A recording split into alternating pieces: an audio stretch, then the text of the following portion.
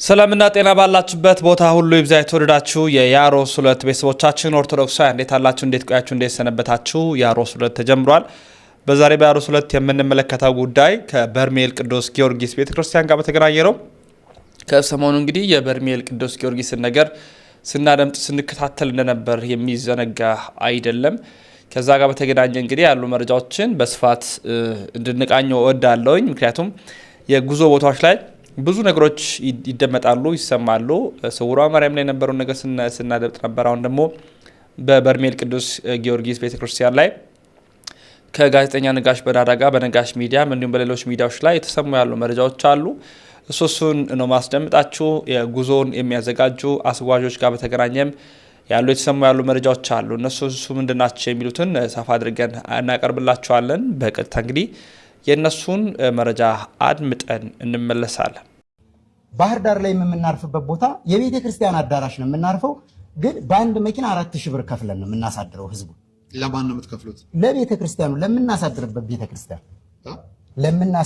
ቤተ ክርስቲያን በመኪና 4000 ብር ደርሶ መልስ ከፍለን ነው የምናሳርፈው። የክርስቲያን ቤት አለች እንደ ቤተ ክርስቲያን ለምን ነው የምታስከፍለው? ክፈሉ ከተባለን ህዝቡን መበተን እንችላለን። ባህር ዳር ምን ቤተ ክርስቲያን ያልከኝ? ለምሳሌ አሁን የትኛውን ቦታ ላይ ባህር ዳር የምናርፍባቸው ቦታ ላይ በመኪና ይዘነው በሄር ነው መኪና ከፍለን ነው የምናሳርፈው። ያው የሚከፈለውን ገንዘብ ሰው ሂሳብ ስለሚሰራ ይሄንን ጭምር ከግምት እንዲያስገቡ ማለት ነው። እንግዲህ ስንነጋገር እውነት አይደለም የምንነጋገረው። ስለዚህ አንድ ሰው 15000 ይከፍላል፣ 16000 ይከፍላል። ከኤርፖርት ጀምሮ መኪና ይመቻችለታል።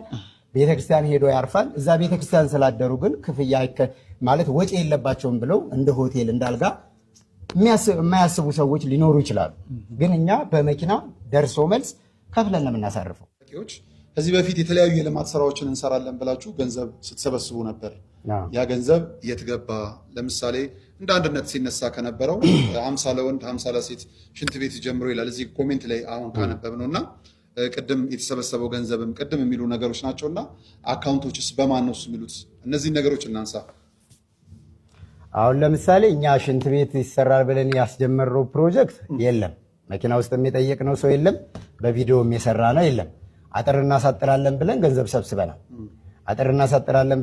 ሰብስበናል። ማቴሪያል የሰጡንን በማቴሪያል ተቀብለናል። ገንዘብ የሰጡንን በገንዘብ በካሽ ተቀብለናል። ያንን የቤተ ክርስቲያኑን አጥር ቤተ ክርስቲያኑ ማንም ሰው ያውቀዋል። ከ2016 ዓመተ ምህረት በፊት የነበረው የበርሜል ቅዱስ ጊዮርጊስ ግቢ ምንም አይነት የጭራሮ መዝጊያና አጥር እንኳን አልነበረው። በቆርቆሮ በእንጨት ያው ጊዜያዊ ቢሆንም ለጊዜው መፍትሄ ነው ተብሎ አህያ፣ ከብት፣ ውሻ የተለያየ እንስሳ የሚንቀሳቀስበት ቦታ ነው። ለሰው መውጫ መግቢያ በር፣ ቅጥር፣ አጥር አልነበረውም።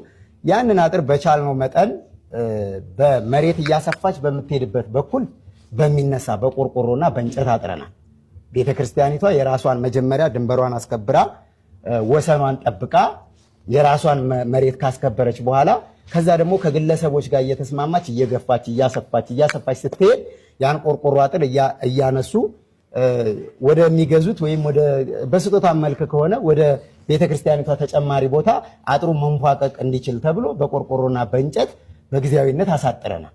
ከዛ ውጪ በወንዝ በኩልና የቤተ ክርስቲያኒቷ ድንበር በራሱ በወንዝ ተወስኖ በሚገኘው በኩል በወንዝ ለማጠር በግንብ ለማጠር በብረት ለማጠር ያቀረብነውን ሲሚንቶና ፌሮ እዛው ቦታ ላይ ቤተ ክርስቲያኒቱ ስቶር ላይ በተቀመጠበት የጉዞ ሁኔታ ተቋረጠ።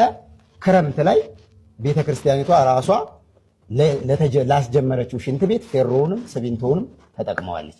200 ኩንታል ሲሚንቶ፣ ጣውላ፣ ፌሮ እነዚህን ማቴሪያሎች እኛ ነን ያቀረብናቸው። ግን ለተጀመረው ሽንት ቤት ቤተክርስቲያኒቷ ራሷ ተጠቅማቸዋለች። እና ምንም በራስ የሰበሰብከው በግል አካውንት የወሰድከው ብር የለም አለ እንጂ እዚህኛው ሸቀል ነው የምንሸቅልበት። ከኔም ጀምሮ ኪሳራ ውስጥ ነው ያለነው። ምክንያቱም ሃይማኖታችን ጠብቀን እስካለን ድረስ እኛ ሃይማኖታችን አጓጓዥ ባልጠበቅን ቁጥር ደግሞ እንዳጓጓዥ ወክዬ ነው ሁላችንም ባልጠበቅን ቁጥር ምን ይፈጠራል? ተጓዥ ይጎዳል፣ መረጃ አያገኝም፣ ሲሄድ ይንገላታል። ደግሞ ሚዲያ ላይ ስለሆነ ብቻ ሃይማኖታዊ ምስጢራዊ የሆኑ የሚጠበቁ ነገሮች አሉ። ሁሉ ላይ ዘረግፍ አይደለም። ለምሳሌ ማን ነግራቸው ውስጥ ለውስጥ ምን ነጋገር ረፉ ታው ምን ባባለባቸው ነበር። መንፈሳዊ አስጓዥ ነን። መንፈሳዊ ሰውን ይዘን የምንሄደው ያንን ትሪት የምናደርገው ራሳችን ተጠምቀን። እኔ አሁን ኪዳነ ምሕረት ተደጋጋሚ ስገባ ጊዮርጊስ ከተጠመቅ ቆይቻለሁ። ለምን እንዲሁ አስበንበት መግባት አለብን፣ ወይም ልንጠመቅ መሄድ አለብን። ዘው ብለን መግባት ስለሌለብን በሌላም ምክንያት የማይጠመቅ ሰው ይኖራል። እሱን አናውቅም። እንደ ራሴ እንዳጠቃላይ አይዘጋም በሚለው ምዕራፍ መጨረሻ ሰዓት ላይ ተነገረኝ። እንደማንኛው ላይ ገብቼ በርሜል ቅዱስ ጊዮርጊስ ገንዘብ እንዲገባለት የበለጠና ልማቶች እንዲሰሩ የሚል ያን ስለ ልማት ማን ያሰባሰብ እንዴት ተሰባሰብ ነገሮች ባይገቡኝም የአካባቢ ሰበካዎች ሊቀ ጳጳስ ዲያቆኖች መኖራቸውን ቼክ አድርጌ እዛ ላይ ተጨምሬ እንዲሳሰቡናል። በእኔ በኩልም ሳንቲሞች ገብተዋል። ሁሉም ሰው አሰባስቧል። ከዛ ውጭ እንግዲህ ውስብስብና እኛም ማናቃቸው ከኛ አቅም በላይ ያሉ አንዳንዶች በውስጥ መስመር የተጓዙ ይኖራሉ። ይሄን ነገር መግለጽ አንችልም እና የነበረው ቆይታ የነበረ እየሰረቅን ወደ ስርቆት አይደል ሰረቁ የሚለው አይደል አሁን ይሰርቃል ይቀጥፋል አይነት አይደለ። ማን ግን ምን ሰራ? ሰርቆ ያልሰራ ሳላል እኔ ሰርቄ ምን ሰራው?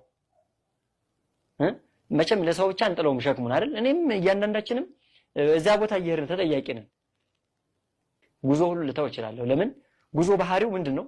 ማጭበርበር፣ መስረቅ፣ በእጅህ ነው የምትሄጂው አብዛኛው። ጉዞ መሆን ያለበት ግን መንፈሳዊ ነው።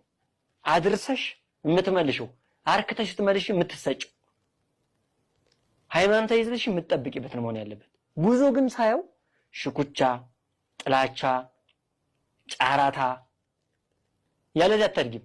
ሚዲያም እንደዛው በተመሳሳይ ሚዲያም ለምሳሌ ውሸቱን አያምተሽ እውነት ነው ብለሽ ካልተናገርሽ ለምሳሌ ወተት ጥቁር ይሆናል ብለሽ በግድ ካልተናገርሽ ሚዲያ አያድግም። አለማደጉን በራሴ አየዋለሁ። እኩል ነው ከሰው በፊት ነው የጀመርኩት። የትም አልደረሰም ግን በቂ ነው። ለምሳሌ አንቺ ሽንት ቤት ታሰሪ መተሽ ከሆነ ደብል ሌላ ሽንት ቤት ለማሰራት መምጣት የለብኝም። ሽንት ቤት ማሰራት ብዛቱን መጠኑን ማወቅ የሰው ዲዛይን ነው። ጉዞ አላስፈላጊ ሆነ ይቀራል ያልኩሽ አሁን እኔ ተወዳድረሽ ሰርቀሽ በውሸት ተዘጋ ብለሽ ጨረታ ገጥመሽ ገንዘብ ይዘሽ በጉልበትሽ ብቻ ሰው የምታገኝ ከሆነ ምን ያደርጋል ጉዞ? ለምሳሌ ይሄን ያልኩሽ ምንድነው ሰዎች መንፈሳዊ ጉዞ እየሰጠሻቸው መንፈሳዊ አገልግሎት እየሰጣቸው አይመጡም አንቺ ጋር። በዚህ ዙሪያ ሰዎች ሺህ ጊዜ ቢዘረፉ ነው አይደንቀኝም። ለምን በሚሊዮን አይወሰድባቸውም? በእጃቸው ነው የሚሰጡ። አንድ ፈልገውት ነው ይሄዱ። ሁለት ጉዞ እኮ ለምሳሌ በኢትዮጵያ ውስጥ ብዙ የጉዞ ማህበራት አሉ። ጥሩ የጉዞ ማህበራት ናቸው የምታያቸውን ሰዎች አይደግፏቸው። እኛ ቋታዩ ትናንትና የመጣን ገና 30 ሰው ያልሞላን መተውም እንችላለን። ምንድነው አሁን ከእንትን ጋር ተያይዞ የተነሳ ነው። እኔ በዚህ ዙሪያ አልሰራም ብዬ ነው እንጂ ከስጉራ ማርያም ብዙ ህዝብ ይፈሳል።